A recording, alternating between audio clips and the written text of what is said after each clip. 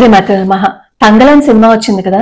ఆ సినిమా గురించి చాలా మంది ఏం మాట్లాడారు అంటే దళితులని ఈ అగ్రవర్ణాల వాళ్ళు అణిచివేశారు అని. ఆ సినిమాని నేను కూడా చూశాను. చూస్తే అసలు సంబంధం లేని వాటిని ఆ సినిమాలో పెట్టారు. ఎందుకు పెట్టారో కూడా అర్థం కాలేదు.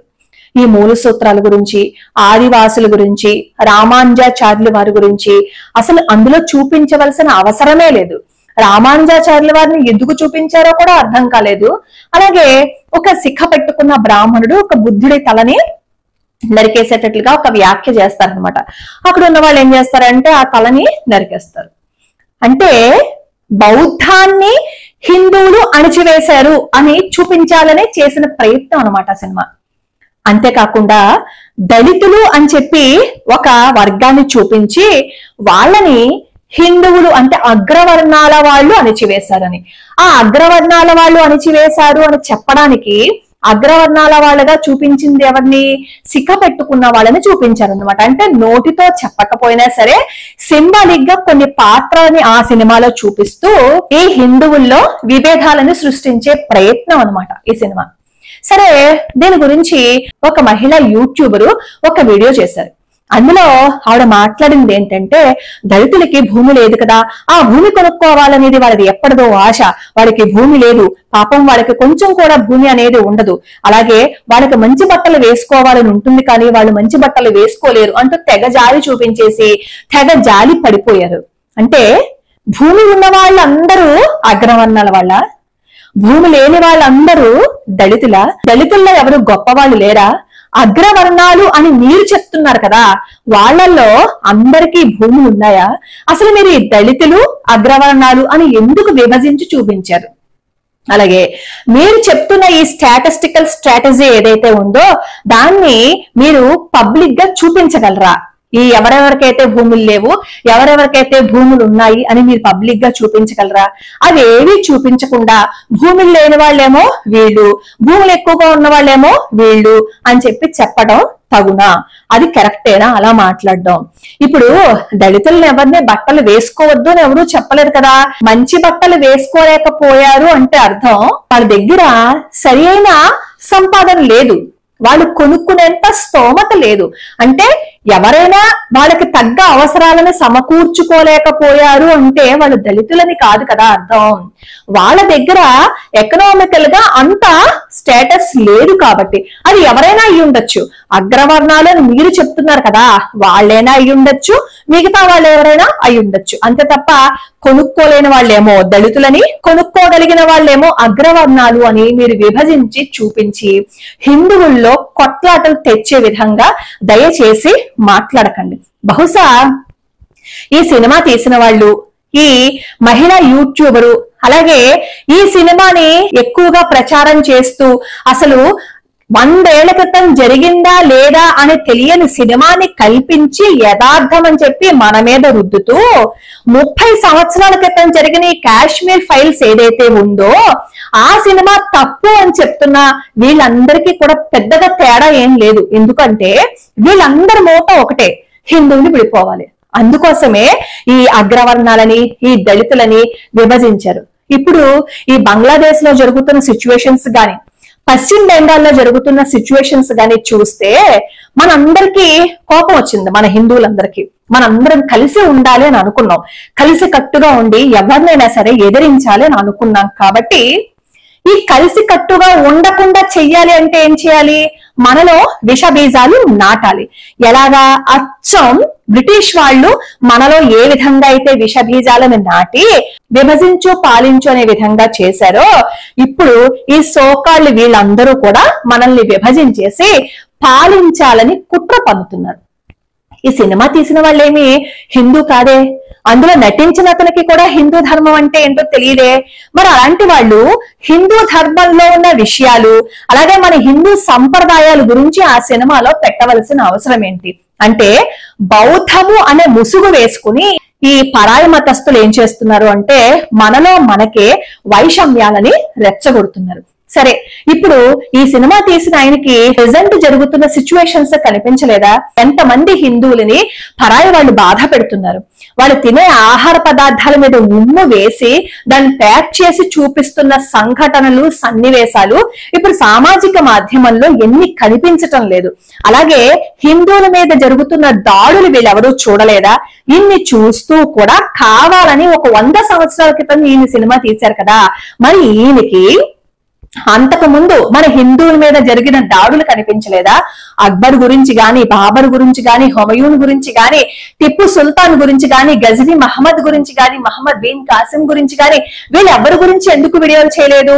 వాళ్ళు మన హిందూ దేశం మీదకి వచ్చి హిందూ ధర్మాన్ని నాశనం చేయాలని ప్రయత్నిస్తూ హిందువుల మీద ఎన్ని అమానుషాలు చేశారో చూడలేదా? అవన్నీ కనిపించలేదా? అవన్నీ కనిపించని వీళ్ళకి రామానుజాచార్యుల వారు వైష్ణవ ధర్మాన్ని ఎలా తీసుకొచ్చారు, ఎవరికి ఇచ్చారు, అలాగే సిక్క పెట్టుకున్న బ్రాహ్మణుడు బౌద్ధంని తల ఎలా తీసేశారు, వాళ్ళ ఆధిపత్యాన్ని ఎలా చూపించారు అని చెప్పడానికి ఆ సినిమా తీశారు. అంటే విభజించు పాలించు అని చేయడం కోసమా ఈ సినిమా తీసింది? ఆ సినిమాలో ఆ విక్రమ్ అంటే తంగలాను వీళ్ళు బ్రిటిష్ వాళ్ళతో కలిసి వెళ్లారు బంగారం తెచ్చుకోవడం కోసం. వాళ్ళు ఇష్టపూర్వకంగా వాళ్ళు వెళ్ళినప్పుడు మరి అణిచివేశారు, వాళ్ళని అణిచివేసే ప్రయత్నం జరుగుతోంది అనే వ్యాఖ్యలు ఎందుకు, సింబాలిక్ గా చూపించడం ఎందుకు? ఎంతమంది అగ్రవర్ణాల వాళ్ళకి భూమి ఉంది, కొంతమంది పెత్తందారులు ఈ రాజకీయ లబ్ధి కోసం పదే పదే పదే పదే కొన్ని కథనాలను సృష్టించి కొన్ని అబద్ధాలని చెబితే అవే నిజం అనుకుని మనలో మనం కొట్టుకు చచ్చిపోతున్నాం కదా. అది ఎంతవరకు సమంజసం? ఆ కొట్టుకుపోయే విధంగా ఈ సినిమాలను తీస్తుంటే ఆ సినిమాలను చూసి నిజమే అగ్రవర్ణాలను చెప్పుకుంటున్న ఈ బ్రాహ్మణులు, అగ్రవర్ణాలు అంటే బ్రాహ్మణులు మాత్రమేనా, మిగతా వాళ్ళు ఎవరు రారా? ఎందుకు అగ్రవర్ణాలు అనగానే ఆ సినిమాలో బ్రాహ్మణుడిని మాత్రమే ఎందుకు చూపించవలసి వచ్చింది అనేది అర్థం కాని ప్రశ్న. మనలో మనం కొట్టుకు చచ్చిపోతే ఈ దేశాన్ని వాళ్ళ మతస్థులకి నిలయంగా మార్చేసుకోవాలి. హిందువులు అనే వాళ్ళు ఉండకూడదు, హిందూ ధర్మం అనేది అసలు ఈ దేశంలో ఉండకూడదు, ఈ దేశం హిందూ దేశంగా కూడా ఉండకూడదని చేస్తున్న కుట్రలో భాగంగానే కొన్ని సినిమాలు వస్తున్నాయి. ఆ సినిమాలను చూసి మనలో మనమే వైషమ్యాలని రెచ్చగొట్టేసుకుని మనలో మనమే తిట్టేసుకుంటూ మనమే దూరం దూరంగా జరిగిపోతే మనల్ని వాళ్ళు జయించటం పెద్ద కష్టమేం కాదు. ఇలాగే మనం విడిపోయి దూరం దూరం జరిగిపోయాము అని అనుకోండి, పరాయి వాళ్ళు మన దేశాన్ని ఆక్రమించుకోవటానికి ఎంతో సమయం పట్టదు. ఇలా దళితులు, అగ్రవర్ణాలు, ఇంకొకళ్ళు అని చెప్పి విడగొట్టే వాళ్ళందరికీ ఒక సమాధానం చెప్పండి. మేమందరం హిందువులం, మేమందరం కలిసే ఉంటాం, ఇలాంటి అబద్ధాలు చెప్పి మమ్మల్ని విడగొట్టే ప్రయత్నం చెయ్యకండి అని చెప్పి ఎప్పుడైతే మనం సమాధానం గట్టిగా చెప్పగలుగుతామో ఆ రోజే హిందువులుగా మనం బ్రతకగలుగుతాం. ఈ సినిమాలు తీసే ఈ దర్శకులకి, మిగతా వాళ్ళకి ఒక చిన్న సూచన. మీరు హిందువుల మీద, హిందూ ధర్మం మీద, హిందూ సంప్రదాయం మీద పడి ఏడ్చే ముందు మిగతా చోట్ల ఎన్ని లొసుగులున్నాయి, మిగతా వాళ్ళు ఏం చేశారు అని అవి కూడా సినిమాలు తీయండి. ఒక్క హిందూ ధర్మం మీదే పడి ఏడవకండి. మన హిందూ ధర్మం మీద పడి ఏడుస్తున్న వాళ్ళని మనం ప్రోత్సహిస్తున్నాం కాబట్టే మన మీద వాళ్ళు సినిమాలు తీస్తున్నారు. మనకి ఎప్పటికీ ఈ విషయం అర్థం కాదు, ఎప్పటికీ కొట్టుకుని చచ్చిపోతూనే ఉంటాం. మరి మిగతా వాళ్ళల్లో వర్గాలు లేవా? వాళ్ళకి ఏదైనా కష్టం వచ్చినప్పుడు, వాళ్ళకి ఏదైనా సమస్య వచ్చినప్పుడు వాళ్ళందరూ ఏకమైపోతారు కదా. వాళ్ళందరూ ఏకమైపోయి మన మీద దాడికి వస్తారు కదా. ఆ బుద్ధి మనకెందుకు ఉండదు? ఆ బుద్ధి మనం ఎందుకు చూపించలేం? మనందరం ఒకటే అనే భావనని వాళ్ళకి ఎందుకు మనం చూపించలేకపోతున్నాం? ఈ సినిమా తీసే అతనికి మనం ఎందుకు డైరెక్ట్ గా చెప్పలేకపోతున్నాం? సినిమాకి సంబంధం లేకుండా రామానుజాచార్యుల వారిని నువ్వు ఎందుకు చూపించావు? అలాగే సిక్క పెట్టుకున్న అతన్ని ఎందుకు చూపించావు? ఈ రెండో సంబంధం లేదు కదా. సంబంధం లేకుండా ఈ సినిమాని తీసి ఇదేదో దళితుల్ని అగ్రవర్ణాల వాళ్ళు అణిచివేశారని ఎందుకు తీయవలసి వచ్చింది అని ఒక్క మాట అడగగలిగామా? పైగా దీని గురించి భరద్వాజ అని ఒక ఆయన మాట్లాడుతున్నారు. ఈస్ట్ ఇండియా కంపెనీతో రాముణ్ణి పోల్చి మాట్లాడారు. పేరుకేమో భరద్వాజ, పెట్టుకున్నదేమో హిందూ పేరు, ఆయన మాట్లాడిందేమో రాముడు గురించి. అసలు చెత్త ఎందుకు పనికిరాని ఆ బ్రిటిష్ వాళ్ళతో మన శ్రీరామచంద్రమూర్తి భగవంతుని పోలుస్తాడా ఇతను ఎప్పుడు ఇలాంటి వ్యాఖ్యలే చేస్తూ ఉంటాట. హిందూ ధర్మం గురించి, హిందువుల గురించి ఇలా మాట్లాడుతూనే ఉంటాట. ఇలా మాట్లాడుతున్న వాళ్ళు ఒక్కసారి ఏంటి మా గురించి మాట్లాడుతున్నావు అని చెప్పి మాట్లాడే ధైర్యం ఉందా మనకి? ఉండదు. ఎందుకంటే అనుకుంటే అనుకున్నారులే, మనకేంటి చెప్పండి, మన దగ్గరికైనా వచ్చన్నారా, మన ఇంట్లో మనిషిని ఎవరన్నా అందారా, మనం ఏదైనా సరే బయటికి వెళ్ళి ఎగరడానికి గాని మాట్లాడడానికి గాని వాళ్ళని ఎవరిని ఏం అనలేదు కదా. కాబట్టి మనం ఏం మాట్లాడాం.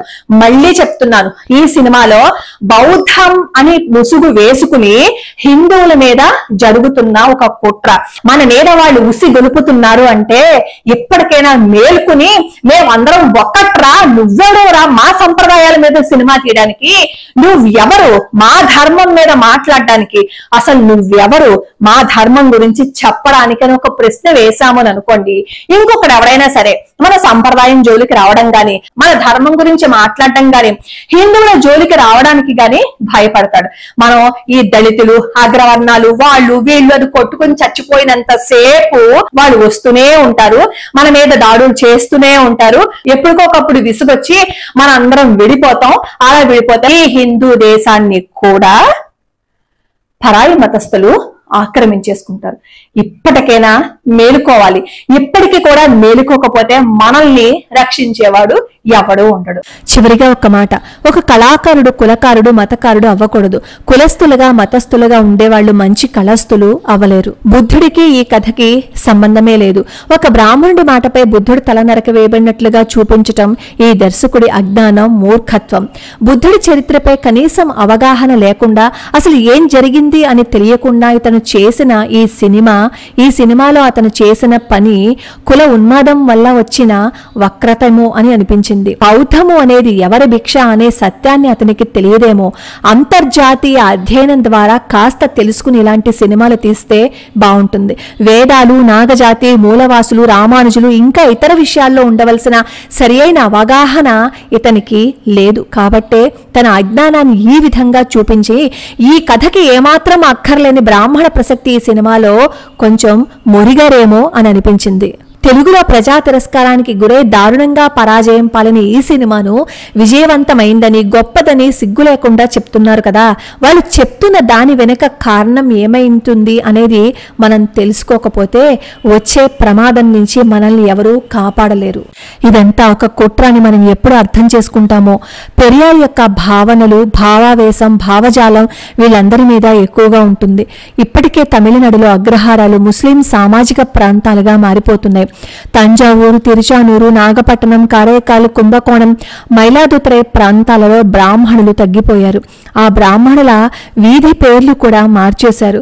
ఒక ప్లాన్ ప్రకారం హిందూ మతంపై దాడి జరుగుతోంది.